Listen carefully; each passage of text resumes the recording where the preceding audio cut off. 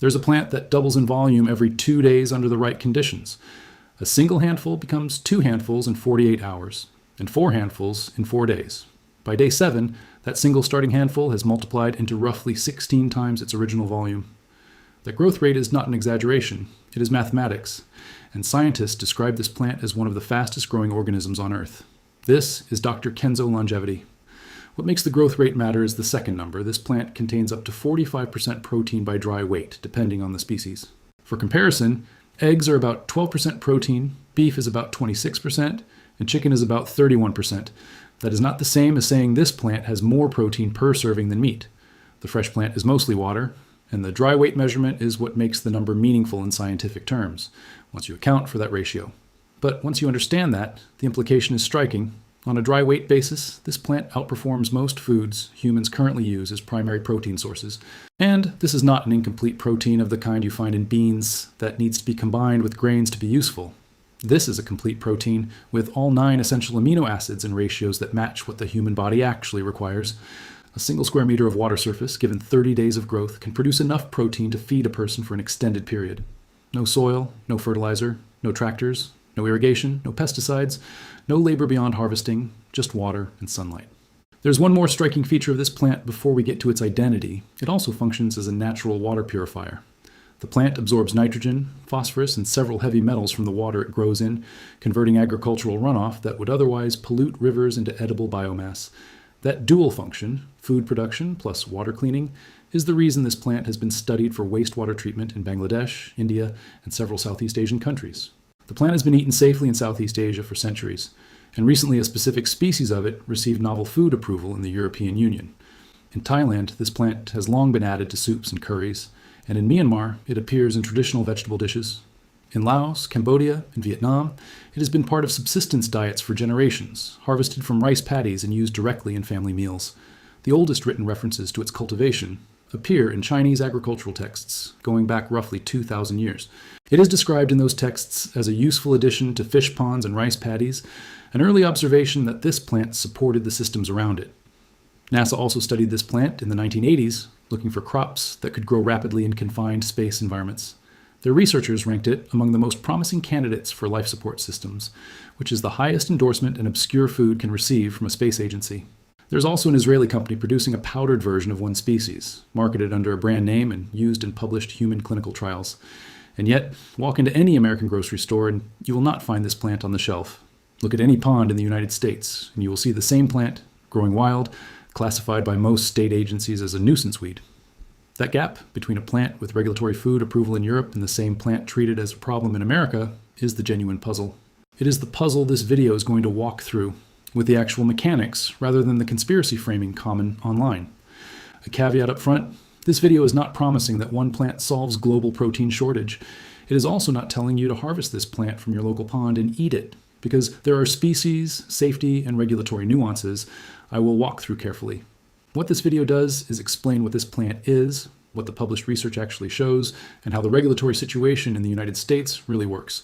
Quick thing before we go further, if this kind of breakdown is what you have been looking for, subscribe and hit the bell. There's a new video on this channel every day on the next strange thing your body is doing right now. Now back to the science, because the protein density and the regulatory situation are both more interesting than the usual oversimplified version online. In 2019, researchers at Ben-Gurion University in Israel published a controlled trial in the journal Clinical Nutrition. Adults with type 2 diabetes consumed a daily preparation of this plant as part of a Mediterranean-style diet for several weeks. The researchers observed improved glycemic markers, including reductions in A1C, the measurement of long-term blood sugar. They also documented reductions in markers of liver fat in the participants who consumed the preparation regularly across the trial period. And that kind of result from a single dietary protein source is unusual, and it was one of the reasons the European Union expedited its novel food review. Quick question before we go deeper. Tell me in the comments what country you're watching from. The biology is the same everywhere, but the regulatory status of this plant varies dramatically by country, which directly affects what you can buy and where. And if you have not subscribed yet, this is the moment, because the regulatory situation is where almost every online discussion of this topic gets the facts wrong. Now to the science of the protein itself, because the numbers genuinely are striking once you understand the methodology behind them. Researchers at Rutgers University analyzed the amino acid profile of this plant and found it closely matches the Food and Agriculture Organization reference requirements for human nutrition. The limiting amino acid is methionine, but levels still exceed the minimum required, which is more than can be said for most single plant protein sources. Researchers in Germany conducted feeding trials in human subjects and found digestibility around 93%, comparable to egg protein. Bioavailability in those studies was in the same range as conventional animal protein sources, which is unusual for any plant-based protein. The fact that the digestibility is so high makes the protein density numbers actually translate into usable nutrition rather than being a number on paper that the body cannot extract. The taste of the fresh plant is mild and slightly nutty, which is part of why Israeli food companies have been able to incorporate it into shakes and pasta. The Israeli product, sold under a brand name, is made by farming this plant in controlled indoor systems with filtered water and monitored conditions. That last detail matters because it is the difference between a regulated commercial food and pond scrapings of unknown species and contamination. Then there is the cellular angle, which is the part most relevant to this channel. Several studies have documented that extracts and whole plant preparations from this family reduce markers of inflammation in laboratory and animal models. A separate line of research has examined the polyphenol content, which is high enough to compete with several conventional vegetables on antioxidant capacity. The fiber content is also notable, and the way fiber from this plant ferments in the gut produces short-chain fatty acids that contribute to metabolic health. Some researchers have specifically pointed to that gut fermentation pathway as a likely mechanism behind the improved glycemic markers in the Israeli trial. These are early-stage findings, and I want to be careful with how I describe them. The cellular evidence is suggestive rather than definitive. The human evidence is the diabetes trial and a small number of feeding studies, nothing larger yet. But the protein evidence alone is robust enough that the European Union and the Israeli Regulatory Authority have both formally accepted this species as food. That is a meaningful threshold. Regulatory food approval in any major market is not a casual decision, and it indicates the safety evidence has been independently reviewed. Now to the question most online videos get completely wrong: the regulatory situation in the United States. The standard claim online is that duckweed is illegal in 37 states and that every government is trying to suppress it. That claim is exaggerated, and being exaggerated makes the actual regulatory picture harder to understand, which is unhelpful if you want to know what you can and cannot do. Here is the actual situation. Several species of lemna are classified as aquatic nuisance species in multiple states. The exact number of states varies by which species and which list you consult, with some sources citing 37 states and others fewer, depending on the specific listing referenced. This classification applies to natural waterways, lakes, ponds, and rivers, where rapid duckweed growth can block sunlight and disrupt local ecosystems. The classification restricts release into natural water bodies, transport of live duckweed across state lines without permits, and large-scale commercial cultivation in open ponds. What the classification does not do is make it illegal to grow duckweed in a closed container on private property for personal use. A plastic tub in your backyard is not a regulated waterway. A fish tank indoors is not a commercial operation, and a stock tank in your garage does not fall under aquatic nuisance laws either. You can legally grow duckweed in a contained system in most American states. The regulations exist to prevent ecological release, not to prevent personal cultivation. There are commercial operations producing duckweed legally right now in the United States in fully contained indoor systems that satisfy state regulators. The regulatory friction is real, and it does make large-scale commercial production more expensive, but it is not the conspiracy of suppression often described online. The more honest framing is that duckweed is a non-patentable plant that grows freely. That means no large food company has strong incentive to spend the money on full regulatory approval pathways, because anyone could enter the market after them. Quick thing, what I just covered is the surface. There's a complete protocol that takes everything you just heard and turns it into something you actually do every day. It is called Reset, the 14-day brain reboot. Day-by-day instructions, exact dosages, timing windows, and the science behind each one explained the same way I just walked through duckweed. Built around the same biological systems covered on this channel, cellular health, metabolic markers, and the daily routines that support these systems. The 14-day timeline is structured so you can measure your own changes, energy, digestion, and general well-being as visible indicators. Less than $10 for the entire protocol, less than the cost of a single coffee per day across 2 weeks, with lifetime access included automatically. First link in the description below this video, but stay here, because how to actually access and grow duckweed is what matters most. Here's how to access duckweed legally and safely in the United States.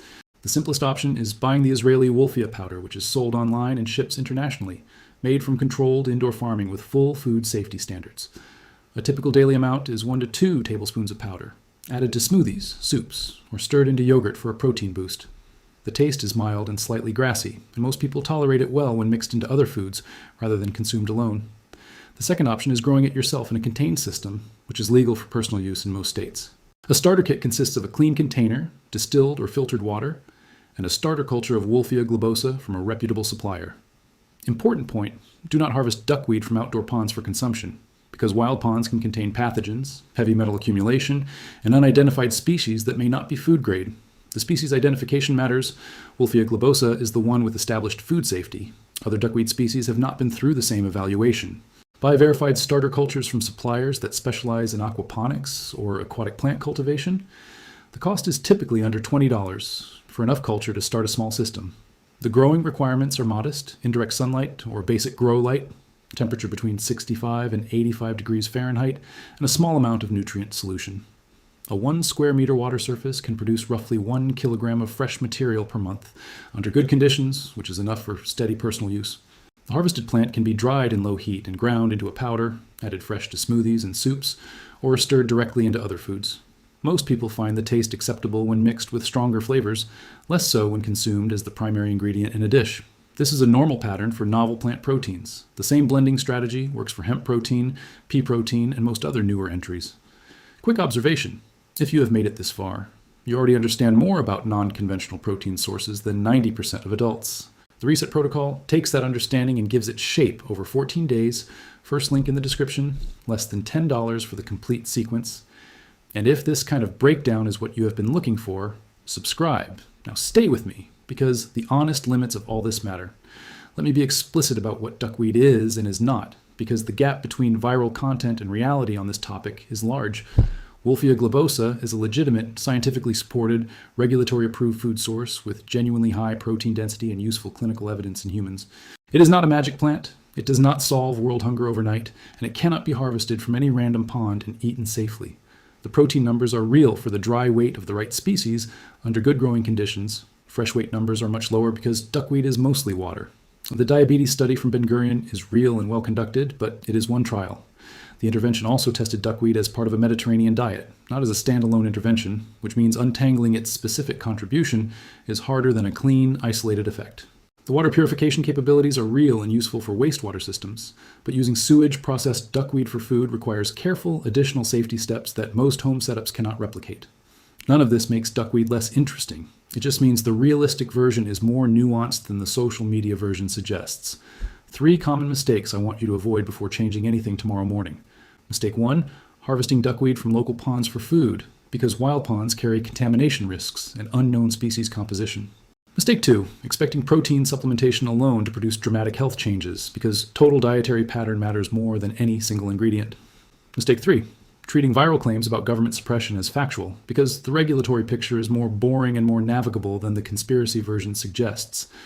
One thing before this video closes: the genuinely interesting story here is not about hidden secrets or banned foods. It is about a plant that has been used in Asia for centuries and has accumulated solid scientific support in the last 20 years. It is now legally available through commercial sources and personal cultivation in most places, with proper attention to species and setup. The barrier between most people and duckweed is not regulation, it is unfamiliarity. And unfamiliarity is fixable with information. If this video clicked for you, subscribe. There's a new video on this channel every day on the next strange thing your body is doing right now. And if you want the full Reset 14-day protocol, day by day, with dosages and timing, first link below, less than $10, less than a single coffee per day for 2 weeks. Your body is running software that has not been updated in 200,000 years. Tomorrow's video is about something connected to everything we just covered. It works on the same nutritional efficiency principle, but in a direction you will not expect. It is a system already in your kitchen that delivers some of the same metabolic effects through a completely different mechanism. That is next.